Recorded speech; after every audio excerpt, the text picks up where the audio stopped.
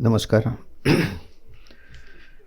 मी normally राज्यघटनेचं पुस्तक भाषण करताना नेत नाही, परंतु इथे कुमारच्या ह्याच्यात वेडेवाकडे प्रश्न विचारले जातात, त्यामुळे मी घटनेचं पुस्तक पण बरोबर घेऊन आलेलो आहे. आता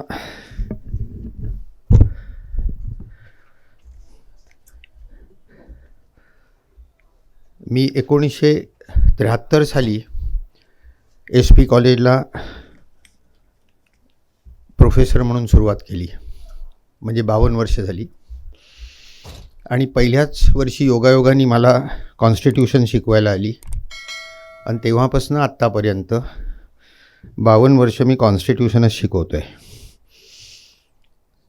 लॉ कॉलेजला I was heading the department ILS law of constitutional law for at least 15 years from 89 to 2004.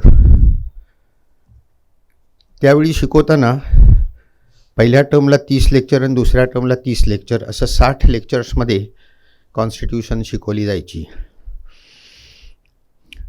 ते कॉम्प्रेस करून कंडेन्स करून मी 45 मिनटामध्ये आजचा विषय काय आहे तो तुम्हाला सांगण्याचा प्रयत्न करणार आहे आणि 45ला मी थांबणार आहे.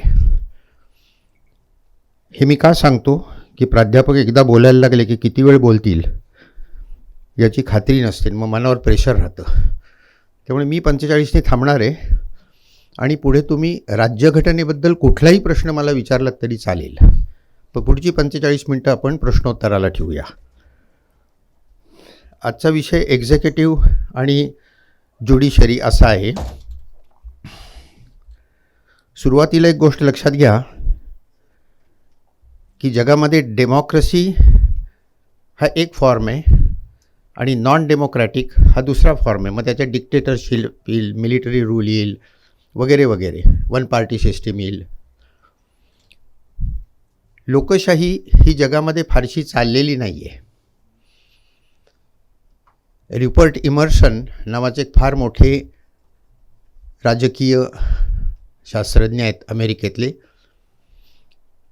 त्यांनी एक लेख लिहिला होता, तो होता erosion of democracy in the third world.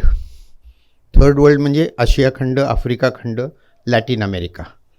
120 जवळजवळ देश, डेव्हलपिंग देश होते, त्याच्यामध्ये लोकशाहीचा अंत झाला, इरोजन ऑफ डेमोक्रेसी. त्यात त्यांनी असं म्हटलं की failure of democracy is the common experience of mankind and success of democracy is an exception. आणि आनंद होतो सांगायला की रुपर्ट इमर्सन यांनी सबन तिसऱ्या जगामध्ये भारत हा एकच देश असा आहे की ज्याच्यामध्ये लोकशाही टिकली आहे असं कन्क्ल्युजन काढलेलं आहे. आणि आता 75 वर्ष झाली त्या अर्थी लोकशाही आहे. संकटे येतात लोकशाहीवर, पण त्याला उत्तरं दिली जातात, लोकशाही टिकते. आता आपल्या अनेक लोकसभा निवडून आलेले आहेत. 15वे राष्ट्रपती आहेत, 15वे 15वे म्हणजे एकच अनेकदा निवडून, एकूण नेहरूंपासून आत्तापर्यंत 15वे आहेत.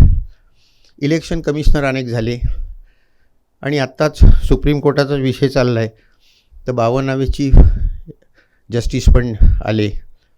हे सगळं लोकशाहीत व्यवस्थित चाललेलं आहे. आता हा जो विषय दिला आहे मला, हा खूप अवघड आहे, हे पहिल्यांदाच सांगतो. माझ्याकडनं प्रयत्न करतो, त्यात अनेक प्रश्न निर्माण होतील, त्याला आपण उत्तरं शोधण्याचा प्रयत्न करू. एक्झिक्युटिव्ह वर्सेस ज्युडिशरी और judicial control on the executive. तर 2 भाग करू. एक पहिले 15-20 मिनटं मी आपल्या इथलं एक्झिक्युटिव्ह काय आहे हे आधी बघूया आणि मग सुप्रीम कोर्टाचा त्याच्यावर कसा कंट्रोल राहू शकतो हे दुसऱ्या याच्यात बघूया. असे थोडंसं ॲनालिटिकल जाऊया. आपण एक्झिक्युटिव्हबद्दल बोलताना भारतामध्ये पार्लमेंटरी डेमोक्रेसी असं म्हणतो, बरोबर आहे. सामान्यपणे लोकशाहीचे 2 प्रकार केले जातात, प्रेसिडेन्शियल फॉर्म आणि पार्लमेंटरी फॉर्म. आता प्रेसिडेन्शियल फॉर्म का म्हणतात, तर तिथे प्रेसिडेंट ही सगळ्यात महत्त्वाची व्यक्ती आहे, म्हणून त्याला प्रेसिडेन्शियल सिस्टीम म्हणतात. आणि इंग्लंडमध्ये पार्लमेंटरी सिस्टीम का म्हणतात, तर तिथे पार्लमेंट हे सगळ्यात महत्त्वाचं आहे, म्हणून पार्लमेंटरी सिस्टीम म्हणतात. सोपं आहे अगदी. पण हल्ली इंग्लंडमध्ये नवीन जी पुस्तकं येतात पॉलिटिक्सवरची, त्याच्यात पार्लमेंटरी सिस्टीम म्हणत नाहीत, प्राईम मिनिस्टेरियल सिस्टीम म्हणतात. कारण या सिस्टीममध्ये सगळ्यात महत्त्वाचं काय आहे, तर पार्लमेंट नाही आहे. इकडे जसं प्रेसिडेंट आहे तसं इकडे प्राईम मिनिस्टर आहे. Prime minister today in India और in England is the most important single person under the system, most powerful also. आता काय आहे, मी 1976 साली चुकून बॉम्बे हायकोर्टचा ॲडव्होकेट झालो. प्रॅक्टिस केली नाही, कारण खूप खोटं बोलावं लागतं जे माझ्या रक्तात नाही आहे. त्यामुळे ॲडव्होकेट असल्यामुळे मी आता हे जे विधान केलं आहे हे सिद्ध करण्याची जबाबदारी माझ्यावर आली. माझं विधान सोपं आहे की पंतप्रधान is the most powerful person under this system. मग आता हे सिद्ध करू. तर सिद्ध कसं करायचं, सोपी मार्ग अगदी. पंतप्रधानांची तुलना आपण इतर लोकांशी करूया. सुरुवात करूया. पहिली तुलना आपण प्रेसिडेंटशी करूया. ओरिजिनल वर्डिंग असं होतं कॉन्स्टिट्यूशनमध्ये 74 कलमाचं की there shall be a council of ministers with the prime minister at the head to aid and advise the president of India. हे ओरिजिनल वर्डिंग आहे. राजेंद्र प्रसाद हे घटना समितीचे अध्यक्ष होते आणि योगायोगाने तेच पहिले राष्ट्रपती पण झाले. ते राष्ट्रपती झाल्यावर त्यांना नवीन अर्थ दिसायला लागले राज्यघटनेमध्ये. नेहरूंचं त्यांचं भांडण झालं हिंदू कोड बिलवर. मग राजेंद्र प्रसाद म्हणाले की घटनेमध्ये तुमचा सल्ला माझ्यावर बंधनकारक आहे असं लिहिलेलं नाही आहे. To aid and advise the prime minister असं लिहिलं आहे बाय प्रेसिडेंट ऑफ इंडिया. बंधनकारक नाही. That was a crisis, constitutional crisis. तर ही केस अटर्नी जनरलकडे दिली की अर्थ सांगा. तर अटर्नी जनरलनी सांगितलं की आपण इंग्लंडमधनं ही सिस्टीम घेतली आहे आणि इंग्लंडमध्ये जसं पंतप्रधानांचा सल्ला हा राजावर बंधनकारक आहे, तसंच इथल्या पंतप्रधानांचा सल्ला राष्ट्रपतींवर बंधनकारक आहे. राष्ट्रपतींनी ते ऐकलं. त्या काळात तज्ज्ञांचं मत राजकीय लोक ऐकत असत, त्यामुळे त्यांनी ऐकलं. पण नंतर इंदिरा गांधी आल्या. इंदिरा गांधी म्हणाले की असं अटर्नी जनरल काय म्हणतो वगैरे याच्यावर माझा विश्वास नाही, घटना बदला, कॉन्स्टिट्यूशन अमेंडमेंट करा. अमेंडमेंट केली. काय केली? एक वाक्य घातलं फक्त. पहिलं काय आहे, there shall be a council of ministers with the prime minister at the head to aid and advise the president. पुढचं वाक्य, ही शॅल ॲक्ट अकॉर्डिंगली. संपला विषय. जे काय पंतप्रधान म्हणतील ते ऐकायचं. मग जनता सरकार आलं यांचं. ते म्हणाले राष्ट्रपतींवर फारच अन्यायकारक आहे, तेव्हा एक संधी त्यांना द्या, एकदा त्यांना परत पाठवू दे पुनर्विचारासाठी, पण तोच सल्ला पुन्हा दिला तर तो बंधनकारक राहील. ही 44वी घटना दुरुस्ती. म्हणजे शेवट तेच राहिलं ना. व्हॉट अल्टिमेट ॲनालिसिस इज की what ever the prime minister says is binding on the president of India. तसं त्यांनी नाही ऐकलं तर तो घटनाभंग होईल, व्हायोलेशन ऑफ द कॉन्स्टिट्यूशन होईल आणि 61व्या कलमाखाली इम्पिचमेंट करून त्यांना काढून टाकता येईल. तेव्हा पहिलं नातं संपलं. पंतप्रधान आणि राष्ट्रपती. राष्ट्रपती सबसर्वियंट. आता इतर मिनिस्टर्स बघा त्यांचे. A minister is appointed by the president on the advice of the prime minister and he holds office during the pleasure of the prime minister president, which means the president pleasure of the prime minister. म्हणजे मंत्र्याला काढणं आणि नेमणं हे दोन्ही पंतप्रधानांच्या हातात आहेत. ते मंत्री जे subservient to the prime minister of India. Actually कुठला एखादा मंत्री जास्त वर येतो असं वाटलं तर आत्तापर्यंतचे पंतप्रधान त्यांना त्या मंत्र्याची जागा दाखवून देत असत. एक उदाहरण देतो बारीकसं, माझ्या काळातलं, आमच्या काळातलं. वसंत साठे नावाचे एक मिनिस्टर होते, ब्रॉडकास्टिंग मिनिस्टर होते. रंगीत टी व्ही आला आपल्याकडे. तर ते एकसारखं भाषणात काय म्हणायला लागले, आय ब्रॉट रंगीत colour T V two India. त्यांनी काय म्हणायला पाहिजे होतं, under the great leadership of Indira Gandhi I brought colour T V two India. पण ते पहिलं वाक्य विसरले. इंदिरा गांधींनी दुसऱ्या दिवशी त्यांची ट्रान्सफर फर्टिलायझर्स डिपार्टमेंटला केली. तेव्हा मंत्र्यांनी जास्त शहाणपणा करायचा नाही, पंतप्रधान म्हणतील ते ऐकायचं, दुसरं नातं संपलं. आता मी जे बोलतोय हे जास्त 89 सालापर्यंत धरा, 2 भाग करू आपण त्याचे पुन्हा. कारण 89पर्यंत पंतप्रधानांना 2/3 मेजॉरिटी होती, नेहरू असोत, इंदिरा गांधी असोत, राजीव गांधी असोत. त्यानंतर चित्र बदललं. टेक्निकली पंतप्रधान हे लोकसभेला जबाबदार असतात, पण आपल्या इथे उलटं झालं. लोकसभा पंतप्रधानांना जबाबदार राहायला लागली. विशेषतः राजीव गांधींनी जो अँटी डिफेक्शन लॉ केलं, तुम्ही पक्षाच्या विरुद्ध मतदान केलं तर डिस्क्वालिफायच होता, आणि पक्ष was controlled by the prime minister. त्यामुळे instead of Lok Sabha controlling the prime minister, it was the prime minister who controlled Lok Sabha. गव्हर्नर्सकडे येऊ.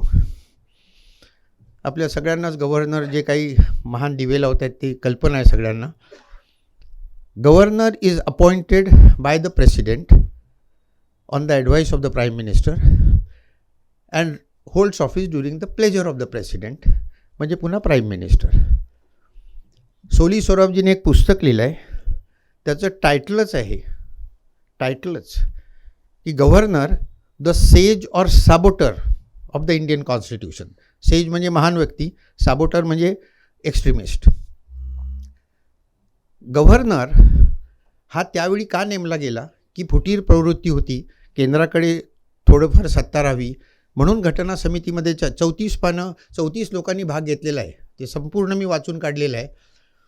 त्यावेळीच शंका अनेकांनी घेतली होती की अशा रीतीने गव्हर्नर जर का नेमला तर तो पंतप्रधानांचं ऐकेल आणि राज्यातल्या सरकारच्या विरुद्ध वागू शकेल.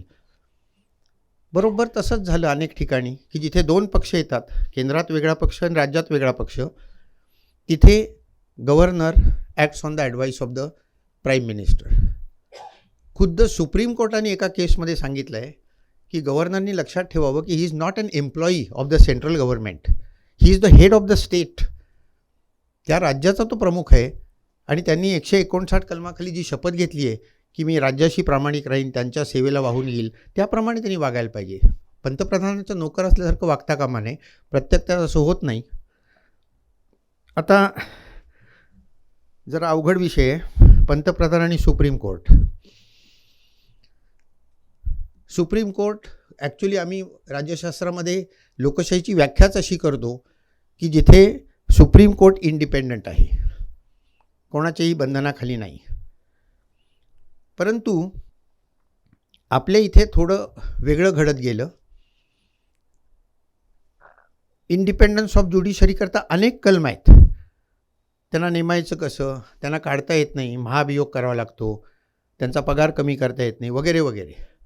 पण एक गोष्ट कशी काय आंबेडकरांच्या नजरेतून चुकली कल्पना नाही. पण 65व्या वर्षी सुप्रीम कोर्ट जज रिटायर झाला की त्याला मोठं पद देणं हे राष्ट्रपतींच्या हातात आहे, म्हणजेच पंतप्रधानांच्या हातात आहे. त्यामुळे अनेक लोक हे रिटायर झाले की त्यांना मोठी पदं मिळतात, राज्यसभेचे मेंबर होतात, गव्हर्नर होतात, इतर ठिकाणी ॲम्बॅसिडर म्हणून पाठवले जातात. आणि त्यामुळे I am making a very careful statement that the supreme court is indirectly controlled by the prime minister of India. दिल्लीच्या एका विद्यार्थ्यांनी एक रिसर्च केला होता, पण तो पब्लिक पॉलिसीखाली त्यांनी प्रसिद्ध नाही केला. तो रिसर्च असा होता की ज्यावेळी सुप्रीम कोर्टात अपॉइंटमेंट होते 60व्या वर्षी 61व्या वर्षी, त्यावेळी 10 पैकी 9 जजमेंट तो सरकारच्या विरुद्ध देतो आणि 1 सरकारच्या बाजूने लागतं. पण जसजसं वय वाढत जातं आणि 65कडे येतं तसंच उलटं होतं. त्याचे 9 डिसिजन सरकारच्या बाजूने जातात आणि 1 विरुद्ध जातो. कारण त्याला माहिती आहे की आपण रिटायर झाल्यानंतर आपल्याला जर का जाड पगाराची नोकरी पाहिजे असेल तर ते देण्याचा अधिकार पंतप्रधानांकडे आहे. म्हणून मी सांगितलं की इनडायरेक्टली सुप्रीम कोर्ट आत्ताचे नवीन जे चीफ जस्टिस आलेत त्यांनी हेच सांगितलं आहे, हे मी गेले 25 वर्ष सांगतो आहे, पण त्यांनी आत्ता सांगितलं आहे की 65 नंतर सुप्रीम कोर्ट जजनी सरकारी पद स्वीकारू नये, तर इंडिपेंडन्स राहू शकेल, असं आत्ताच्या जजनी सांगितलं. आता आपण शेवटच्या गोष्टीकडे येऊया, ते म्हणजे कॉन्स्टिट्यूशन ऑफ इंडिया, पंतप्रधान आणि constitution of India. Now constitution of India is the creator of the system, prime minister is the creature of the system of constitution. जगाचा नियम असा आहे, the creator controls the creature. भारतामध्ये उलट आहे, the creature controls the creator. आता पुन्हा 89पर्यंत आपण बघू, त्यानंतर मी पुन्हा येतो पलीकडे. 89पर्यंत 2/3 मेजॉरिटी इंदिरा गांधींना होती, नेहरूंना होती, राजीव गांधींना होती. त्यामुळे मनात आलं की घटना दुरुस्ती करता येत असे. अमेरिकेत घटना दुरुस्ती करायची असेल तर सेनेटमध्ये चर्चा होते, हाऊस ऑफ रिप्रेझेंटेटिव्हमध्ये चर्चा होते, वर्तमानपत्रात चर्चा होते, विद्यापीठात चर्चा होते. 2-3 वर्ष, ऑन ॲन ॲव्हरेज 2 ते 3 वर्ष लागतात. आपल्या इथे इंदिरा गांधींनी 39वी घटना दुरुस्ती 4 दिवसात केली. आणीबाणीचा काळ होता आणि अलाहाबाद हायकोर्टाचा निर्णय इंदिरा गांधींच्या विरुद्ध गेला होता. She was found guilty of electoral corruption. आणि इलेक्टोरल करप्शन असेल representation of the people act 51 खाली, तर 6 वर्ष डिस्क्वालिफाय होता तुम्ही. आणि 6 महिने तुम्ही जर का मेंबर राहिला नाहीत लोकसभेचे, तर मंत्री राहता येत नाही. So it was a full stop to Indira Gandhi's career. तेव्हा त्यांनी घटना दुरुस्ती केली. त्यांचे ॲडवायझर त्यावेळी संजय गांधी होते. काय केली 39वी घटना दुरुस्ती, की पंतप्रधानांच्या निवडणुकीबद्दल वाद असेल तर भारतातल्या कुठल्याही कोर्टाकडे जाता येणार नाही. मग कुठे जायचं, तर पार्लमेंटच्याच एका कमिटीकडे जायचं, तिथे यांचंच बहुमत होतं. आता ही अत्यंत अनडेमोक्रॅटिक अशी घटना दुरुस्ती होती. We live in the age of rule of law. Rule of लॉचा डायसीचा अर्थ असा आहे, from the prime minister to the police constable everybody is equal in the eyes of law. असं असताना पंतप्रधानांना आपण बाजूला काढलं. लोकसभेत सकाळी मांडली, संध्याकाळी पास झाली. मिसाखाली हे सगळे आतच होते, फक्त काँग्रेसचीच लोकं समोर होती. दुसऱ्या दिवशी राज्यसभेत मांडली, सकाळी मांडली, संध्याकाळी पास झाली. 1/2 राज्यांची विधानसभा बोलवल्या आणि एका दिवसात अर्ध्या राज्यांच्या विधानसभेने ते पास केलं, कारण रॅटिफिकेशन लागतं. आणि प्रेसिडेंट पुढे 4थ्या दिवशी ठेवली. प्रेसिडेंटला कॉन्स्टिट्यूशन अमेंडमेंट बिल असेल तर ॲसेंट द्यावाच लागतो. ऑर्डिनरी बिलला ते परत पाठवता येतं किंवा देत नाहीत. कॉन्स्टिट्यूशन बिलला तसं नाही आहे. 4थ्या दिवशी प्रेसिडेंटनी सही केली, 4 दिवसात झाली. त्यावेळी मी सांगत असे लॉ कॉलेजेसमध्ये की गिनेस बुक ऑफ वर्ल्ड रेकॉर्ड्समध्ये खूप रेकॉर्ड्स असतात, त्याच्यामध्ये भारताचं हे रेकॉर्ड आपण जरूर पाठवावं. Fastest constitutional amendment in the world, 4 दिवसात. पण हे इंदिरा गांधींचं रेकॉर्ड मोदींनी मोडलं. मोदींनी इंदिरा गांधींची बरीच रेकॉर्ड मोडली बरं का. फक्त ते जास्त हुशार आहेत, नकळत मोडतात. हे उघड उघड करायचे इंदिरा गांधी, तिथं चुकायचं त्यांचं. ही जी इकॉनॉमिक वीकर सेक्शन इकॉनॉमिकची जी घटना दुरुस्ती आहे, ती मंगळवारी सकाळी लोकसभेत मांडली, संध्याकाळी पास. बुधवारी राज्यसभेत मांडली, संध्याकाळी पास. त्याला रॅटिफिकेशन लागत नाही. त्याच दिवशी संध्याकाळी राष्ट्रपतींकडे गेले आणि राष्ट्रपतींनी सही केली. म्हणजे 2च दिवसात केली. इंदिरा गांधींचं 4 दिवसाचं रेकॉर्ड होतं, यांनी 2 दिवसातच केली. तेव्हा माझ्या प्रश्नाकडे येऊया पुन्हा. The prime minister controls the president. The prime minister controls his on ministers. The prime minister controls Lok Sabha. The Prime Minister controls the governors. The Prime Minister indirectly controls the Supreme Court of India. And the Prime Minister controls the Constitution of India. And therefore, Prime Minister is the most important single person under this system. आणि म्हणून ही parliamentary democracy न म्हणता त्याला prime ministerial democracy, इकडे presidential form, इकडे prime ministerial form असं म्हणतात. आता वादग्रस्त मुद्द्यांकडे वळूया आपण. ही लोकशाही 75 वर्ष टिकली कशी, तर मला सुचलेली काही कारणे सकाळी मी या भाषणाकरताच बघत होतो, ती सांगतो तुम्हाला. मतभेद होतील. पहिलं कारण लोकशाही टिकायचं म्हणजे कॉन्स्टिट्युएंट असेंब्ली, ज्यामध्ये अनेक विद्वान लोक होते. 284 लोकांच्या सह्या आहेत शेवटच्या दिवशी 26 नोव्हेंबरला.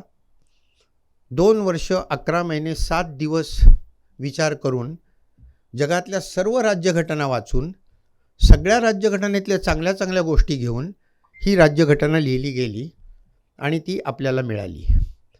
तेव्हा या लोकशाहीचा जो पाया आहे तो कॉन्स्टिट्यूशन आहे, यात अजिबात शंका नाही. तो कॉन्स्टिट्यूशन हा पहिला भाग. दुसरा भाग वादग्रस्त आहे. या सभेत मी बोलतोय नेहरू. 17 वर्ष पहिले पंडित नेहरू पंतप्रधान होते आणि त्यांच्या काळात त्यांनी इतक्या अप्रतिम रीतीने पार्लमेंटरी डेमोक्रेसी चालवली आणि मुळं इतकी खोल गेली की पुढच्या कोणी कितीही प्रयत्न केले, कितीही प्रयत्न केले तरी ही लोकशाही मोडता येणार नाही. तर नेहरूंना मी फार मोठं श्रेय देतो. इलेक्शन कमिशनचं नाव मी पूर्वी घेत असे, जे हल्ली घेत नाही. इलेक्शन कमिशनमुळे निश्चितच TN शेषन उदाहरणार्थ त्यांनी कित्येक गोष्टी चांगल्या केल्या, पण माझं हल्ली असं मत झालं की प्रत्येकाला काहीतरी राजकीय कारणं असतात. TN शेषन इतके निर्भय कसे झाले, तर चंद्रशेखर पंतप्रधान होते. राजीव गांधींना काहीतरी 200+ किंचित जागा मिळाल्या, पंतप्रधान होणार नाही म्हणाले ते, आणि त्यांनी चंद्रशेखरला बाहेरून पाठिंबा दिला आणि चंद्रशेखर काहीतरी 60-65 जागा असताना पंतप्रधान झाले.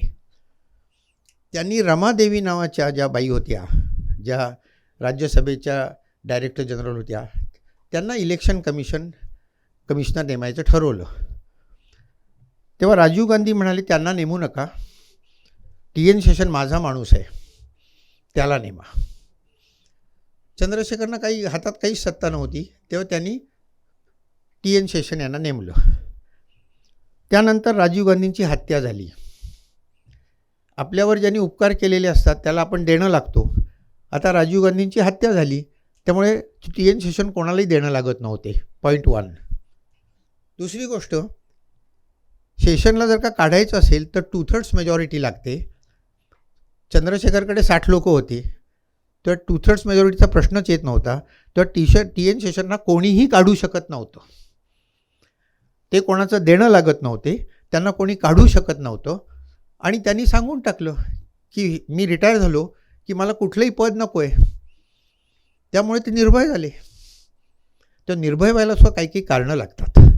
तसं TN शेषन, पण त्यांनी त्याच्यानंतर अनेक चांगल्या गोष्टी केल्या. आणि आता त्या सगळ्या पाढा वाचत बसत नाही मी, परंतु हल्लीचे जे चीफ इलेक्शन कमिशनर आहेत ते पंतप्रधानांच्या मर्जीतले नेमले जातात आणि खूप ठिकाणी, त्याच्यातही मी आत्ता जात नाही, न पटणारे निर्णय घेतले जातात. अँटी डिफेक्शन लॉच्या याच्या संदर्भामध्ये पक्ष कोणाचा हे ठरवायचा अधिकार इलेक्शन कमिशनचा आहे, ज्याच्यामध्ये सर्व तत्त्व धाब्यावर बसवून काही निर्णय दिले गेलेले आहेत. त्याच्याकडे जमलं तर पुन्हा येऊ आपण. मीडिया हा एक भाग आहे, ज्यामुळे सुरुवातीच्या काळात तरी निश्चितच लोकांशी टिकली, पण हल्लीच्या मीडियाबद्दल पुन्हा मी काही बोलत नाही, कारण मी खूप परकीय चॅनेल ऐकतो. सुदैवाने माझ्याकडे येतात ते चॅनेल. तर हे जे आता ऑपरेशन सिंदूर झालं आत्ता, त्यावेळी परकीय चॅनेलवर सर्रास सांगत होते की भारताची विमानं पाडली, अमकं झालं तमकं झालं. आपल्या चॅनेलवर काही नाही. आपल्या चॅनेलवर आपलं अजिबात एकही विमान पडलं नाही. आपण धो धुतलं त्यांना आणि मग 4 दिवसात युद्ध का थांबवलं, त्याचंही उत्तर नाही. तेव्हा आपले चॅनेल्स जे आहेत ते सध्या कितपत काम करत आहेत याबद्दल मी साशंक आहे. आता येणारच आहेत ना याच्यानंतर. शशांक 2 महिन्यापूर्वी माझी पण मुलाखत घेऊन गेले होते ते, त्यामुळे ते तुम्हाला पत्रकारितेबद्दल जास्त सांगतील. We the people of India याच्यावर माझा फार विश्वास आहे. अल्टिमेट जी गॅरंटी आहे लोकशाहीची ती we the people of India. That is the starting line of the constitution प्रिॲम्बलची. We the people of India having solemnly resolved to constitute India into वगैरे वगैरे वगैरे. ज्या ज्यावेळी पंतप्रधान चुकीचे वागलेत त्यावेळी त्यांना बाहेर काढायचं काम हे लोकांनी केलेलं आहे. अगदी ठळक उदाहरण पाहिजे असेल तर इंदिरा गांधी. आणीबाणीनंतर इंदिरा गांधीचं बहुमत गेलं. मला आठवत आहे त्याप्रमाणे वरच्या 180 जागांपैकी एकाही जागी इंदिरा गांधी निवडून येऊ शकल्या नाहीत. त्यामुळे त्यांना बाहेर काढलं. त्याच्यानंतर राजीव गांधी आले, त्यांनाही बाहेर काढलं. वास्तविक राजीव गांधींनी खूप चांगल्या गोष्टी केल्या होत्या. वोटिंग एज 21वरनं 18वर आणलं होतं. अँटी डिफेक्शन लॉ सगळ्यात महत्त्वाचं कॉन्ट्रीब्युशन त्यांचं म्हणजे पक्षांतरबंदी कायदा त्यांनी केला. टेक्नॉलॉजी आणायला सॅम पिट्रोडा त्यांचे मित्र होते, टेक्नॉलॉजी आणली त्यांनी. खूप चांगल्या गोष्टी केल्या. तरी ते पडले याचं कारण असं, राजीव गांधींना बोलता यायचं नाही चांगलं. आणि राजकारणामध्ये चांगलं बोलता यावं लागतं. काही लोक बोलता येत नाही म्हणून पडतात आणि काही लोक न करता बोलता येतं म्हणून निवडून येतात. मी नावं नाही कोणाची घेतलेली, जनरल सांगितलं. असं होऊ शकतं की चांगलं बोलता येतं. त्यानंतर अनेक लोक, आता मनमोहन सिंग गेले आणि आत्तासुद्धा अगदी लेटेस्ट केस म्हणजे मोदींचीच आहे की ज्यांनी ते जे नॅरेटिव्ह चालू केलं की हिंदू राज्याकडे त्यांचा ओढा निर्माण झाल्यावर 303वरनं 240वर त्यांच्या सीट्स आल्या, मेजॉरिटी गेली आणि 2 अत्यंत ऑपॉर्च्युनिस्ट व्यक्तींचा पाठिंबा घेऊन ते आत्ता पंतप्रधान आहेत या ठिकाणी. तेव्हा प्रत्येक पंतप्रधानांवर अंकुश ठेवण्याचं काम हे जनतेने केलेलं आहे. आणि आता दुसऱ्या भागाकडे मी येतो, सुप्रीम कोर्ट. लोकशाही जी टिकली, तुम्ही मला विचारलात तर सुप्रीम कोर्टामुळे टिकली, यात अजिबात शंका नाही, कुठलीही शंका नाही याच्यामध्ये. एक्झिक्युटिव्हवर बंधन ठेवायचं, दबाव ठेवायचा, अंकुश ठेवायचा, हे सुप्रीम कोर्टाने उत्तम रीतीने केलं. त्याची 2-3 फक्त उदाहरणं देतो. एक म्हणजे घटना दुरुस्ती. सुरुवातीच्या काळात काहीही घटना बदलली तरी चालेल, 2/3 मेजॉरिटी मिळाली लोकसभा राज्यसभेमुळे 368 कलमाखाली, की घटना बदलली जायची. हे पहिले निर्णय होते. आता इथे एक गोष्ट लक्षात घ्या की अमेरिकेत ज्यावेळी घटना दुरुस्ती होते त्यावेळी सुद्धा 2/3 मेजॉरिटीच लागते, पण तिथे 2 पार्टी सिस्टीम आहे. त्यामुळे दोन्ही पक्ष एकत्र आल्याशिवाय 2/3 मेजॉरिटी मिळूच शकत नाही. याचा अर्थ 100% जनता त्याच्या मागे असते. आपल्याकडे मल्टी पार्टी सिस्टीम असल्यामुळे 40-45% मतं ज्यांच्या बाजूची आहेत ते घटना दुरुस्ती करू शकतात. हा फार मोठा दोष आहे. तर गोलकनाथ केसमध्ये सुप्रीम कोर्टाने सांगितलं की तुम्हाला मूलभूत अधिकार बदलता येणार नाहीत घटना दुरुस्ती करून. चुकीचा निर्णय होता, पण तो दिला. 11 जजेसनी दिला तो. 13व्या कलमात असं फार टेक्निकल नाही नव्हते. 13व्या कलमात असं लिहिलेलं आहे की पार्लमेंटला कुठलाही लॉ करता येणार नाही की ज्यांनी मूलभूत अधिकारांवर बंधनं येतील किंवा बदल होतील. सुप्रीम कोर्टाने असं ठरलं की घटना दुरुस्ती हा पण कायदाच आहे आणि त्यामुळे घटना दुरुस्ती करून मूलभूत अधिकारांना हात लावता येणार नाही. मग 24वी घटना दुरुस्ती झाली आणि त्यात असं म्हटलं की 13वं कलम हे 368 कलमाला म्हणजे घटना दुरुस्तीला लागू नाही आहे. ते पुन्हा कोर्टात गेलं आणि तो सगळ्यात महत्त्वाचा निर्णय आजपर्यंतचा सुप्रीम कोर्टाचा म्हणजे केशवानंद भारती केस. त्याच्यात सुप्रीम कोर्टाने असं सांगितलं की तुम्हाला कुठलाही भाग बदलता येईल, बरोबर आहे अगदी, पण तुम्ही बेसिक स्ट्रक्चर बदलू शकणार नाही. आणि बेसिक स्ट्रक्चर म्हणजे काय ते आम्ही ठरवू, पार्लमेंट नाही ठरवणार. म्हणजे संघराज्य व्यवस्था आहे, सॉव्हेरिनिटी आहे, व्यक्ती स्वातंत्र्य आहे, सेक्युलरिझम आहे. सेक्युलरिझम हा बेसिक स्ट्रक्चरचा भाग धरलेला आहे, जाता जाता लक्षात ठेवा. पार्लमेंटरी डेमोक्रेसी आहे, हे सगळे बेसिक स्ट्रक्चर आहे, याला हात लावता येणार नाही. पुन्हा इंदिरा गांधी आहेतच आपल्या, त्यांनी घटना दुरुस्ती केली, 42वी घटना दुरुस्ती. त्यात त्यांनी लिहिलं की पार्लमेंटला कुठलाही काहीही बदल करता येईल, या निर्णयाच्या विरुद्ध होतं. आणि वर असंही लिहिलं की for the clarification it is made clear that there are no restrictions whatsoever on parliament to amend the constitution. हे 368 कलमाला 4 आणि 5 उपकलमं जोडली गेली. मिनर्वा मिल्स केसमध्ये सुप्रीम कोर्टाने ही जी 2 कलमं आहेत ही घटनाबाह्य आहेत असं ठरवलं. त्यांनी सांगितलं की याच्यामध्ये ज्युडिशरीचा अधिकार कमी होतो आहे आणि त्यामुळे आम्ही हे घटनाबाह्य ठरवतो. म्हणजे आपण पुन्हा पहिल्या याच्यावर गेलो की parliament can amend any part of the Indian constitution but cannot amend the basic structure of the Indian constitution. तेव्हा हा जो निर्णय आहे, असे अनेक निर्णय देत शेवट सुप्रीम कोर्टाने एक्झिक्युटिव्हवर प्रचंड बंधन ठेवलं. हा पहिला भाग. दुसरा भाग,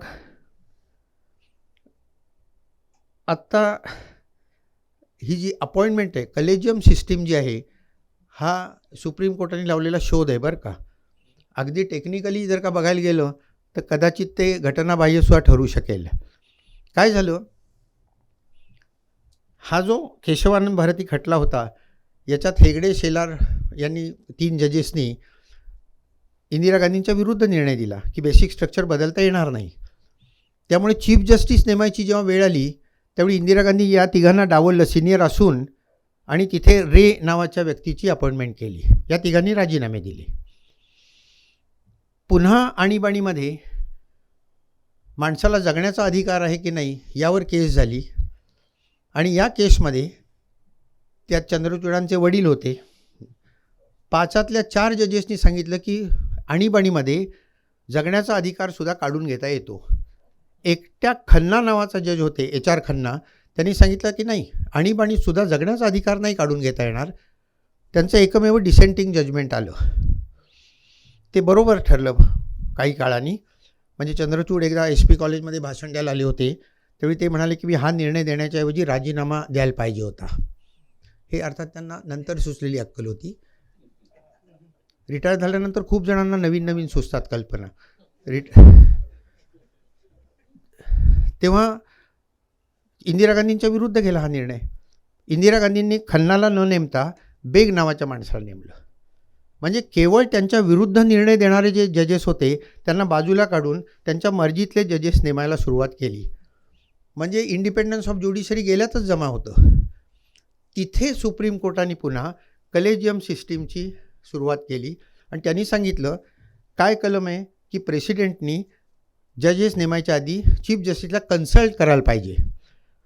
सुप्रीम कोर्ट म्हणाले कन्सल्ट याचा अर्थ नुसता सल्ला घेणं नाही, तो बंधनकारक आहे आणि त्यामुळे तो कंकरन्स आहे. सुप्रीम कोर्टाने शब्दाचे बरेच उलटेपालटे करून ते कन्सल्टेशन नसून कंकरन्स आहे आणि त्यामुळे मग हे पुन्हा रेफरन्स असतो ना 143 खाली आत्ता जो दिला आहे कर्नाटक आपलं तमिळनाडूच्या बाबतीत तसाच दिला गेला 143 खाली.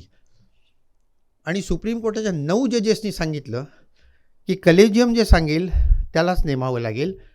चीफ जस्टिस आणि 4 सिनियर मोस्ट जजेस हे 5 कलेजियम असेल आणि ते ठरवतील की जजेस कोणाला नेमायचं. म्हणजे पंतप्रधानांच्या हातातलं जे ताकद होती चीफ जस्टिस किंवा कुठलाही जज नेमायची ती कलेजियमनी काढून घेतली.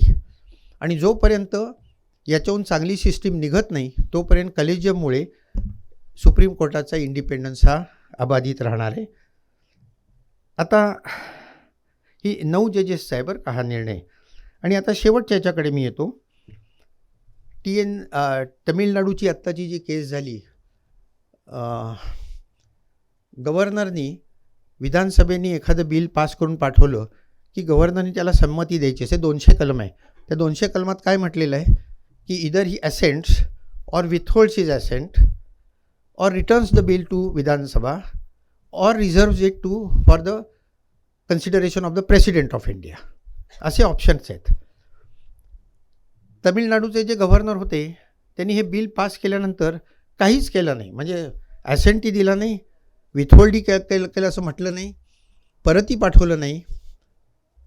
तेव्हा ते सुप्रीम कोर्टाकडे गेले आणि सुप्रीम कोर्टाने 142 कलमाचा आधार घेऊन, 142 कलम हे फार महत्त्वाचं कलम आहे, कंप्लीट जस्टिसचं कलम आहे ते. In order to do complete justice supreme कोर्टाला ऑर्डर्स देता येतात, डिक्रीज पास करता येतात. तर त्यांनी असं सांगितलं की विधानसभेने पास केलेलं जे बिल आहे ते गव्हर्नरकडे गेलं तर 3 महिन्याच्या आत त्यांनी निर्णय घ्यायला पाहिजे, नाही तर परत पाठवा. परत पाठवलं आणि त्यांनी पुन्हा तसंच परत आलं ते बिल पास होऊन तर 1 महिन्याच्या आत कन्सेंट द्यायला पाहिजे.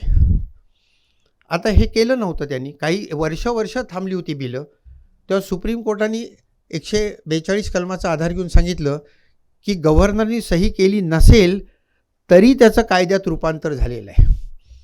म्हणजे एक्झिक्युटिव्हची पूर्ण सत्ता त्यांनी काढून घेतली त्या ठिकाणी, कारण गव्हर्नर हा वरच्यांचा ऐकणार आहे हे सगळ्या जगाला माहिती आहे. याच्या विरुद्ध आत्ता आपल्या मुर्मूताई जे आहेत, प्रेसिडेंट द्रौपदी मुर्मू, त्यांनी 143 खाली पुन्हा 14 प्रश्न सुप्रीम कोर्टाला विचारलेले आहेत, ज्याची उत्तरं अजून दिलेली नाहीत. 143 कलम असा आहे की एखादा महत्त्वाचा प्रश्न असेल कायद्याचा किंवा फॅक्ट्सचा, पब्लिक इम्पॉर्टन्सचा, तर राष्ट्रपतींना सुप्रीम कोर्टाचा सल्ला मागता येतो. मे असा शब्द आहे, मागू शकतील. पुढचं असं आहे की supreme court may give it's opinion, म्हणजे बंधनकारक नाही आहे. आणि तिसरं असं आहे की राष्ट्रपती मे ॲक्सेप्ट इट, तो नुसता सल्ला आलेला आहे. तेव्हा असं ते आहे. तर आत्ता या सल्ल्याखाली आता काय सुप्रीम कोर्ट, पण एक लक्षात घ्या, ते जरी बंधनकारक नसेल राष्ट्रपतींवर तरी ते खालच्या सगळ्या कोर्टांवर बंधनकारक आहे. What ever the supreme court says is totally binding on all lower judiciary in India. 141 कलम आहे ते. आणि लक्षात घ्या की घटनाकारांचं काय मत होतं की सुप्रीम कोर्टाला जास्तीत जास्त पाठिंबा द्यायचा. म्हणजे 140 कलमाखाली त्यांनी असं म्हटलं आहे की पार्लमेंटने असे कायदे करावेत की ज्यांनी सुप्रीम कोर्टाला त्यांचं ज्युरिस्डिक्शन पार पाडायला फायदा व्हावा. आणि 144 कलमाखाली काय म्हटलं आहे की सर्व भारतातल्या authorities civil or judicial should act in aid of the supreme court of India. तेव्हा अपेक्षा अशी आहे की सुप्रीम कोर्टांना मदत करायची, त्याचा अडथळा निर्माण करायचा नाही आहे. आणि supreme court is the final interpreter of the Indian constitution, आणि त्याच्याखाली ते निश्चितच एक्झिक्युटिव्हला कंट्रोल करू शकतात. त्यामुळे कदाचित आपली लोकशाही ही आत्तापर्यंत चाललेली आहे.